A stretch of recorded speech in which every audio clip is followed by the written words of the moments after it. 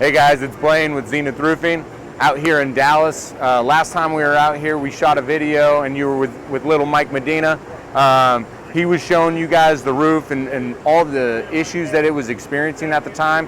You had a multitude of systems and a compilation and sort of a hodgepodge of repairs that you guys saw. It used to be a built-up gravel roof, and underneath it you had fiberglass insulation and you're on a metal deck. When you looked around though, you saw about 3/4 of the roof had been covered with different material. So you had a section that was still the original built-up gravel, and then you had the built-up gravel with a modified cap sheet over it that was experiencing a lot of issues at that time, a lot of bonding issues. And then behind that, you had a section that had actually been coated. And those all three systems that you saw were all failing in different ways. The coating was experiencing total material deterioration.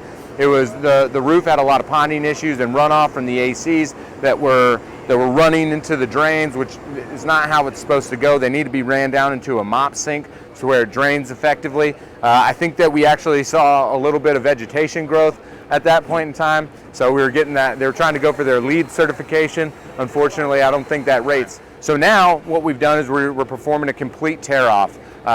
Normally, if you only have one roof system and you've maintained your roof, it can be a good candidate for just a recover or maybe even a liquid applied roof. At this time, because the deterioration was so bad and the problems were so complex that it had to be torn off.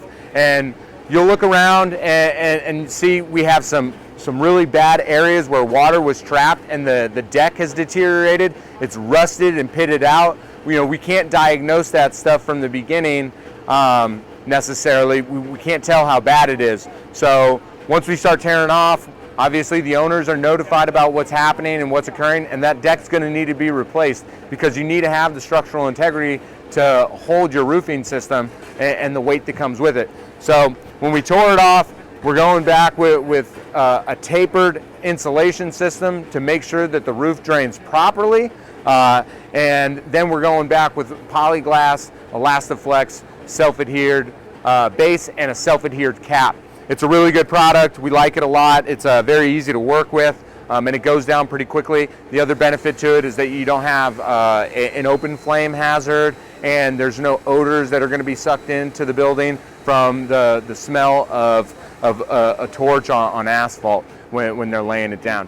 You need 8 inches of flashing height, and when I say that, it's where the roof actually turns up and goes up either a wall or a penetration, and that's our national standard. We don't have that here yet. So what we're gonna actually have to do around the parapet wall behind me is we're gonna have to build that wall up so that way we can get an optimal flashing height to make sure that it's gonna drain properly and that no water's gonna get back behind that wall and then down into the building. We're also gonna have to raise some units for the exact same reason. It's pretty simple stuff. We just want to make sure that it's done right for the client. We want to make sure that they're not going to experience the issues that they had with their last roofing system. And then, the big part that we really try to instill with them is the importance of their roof maintenance after the job is complete.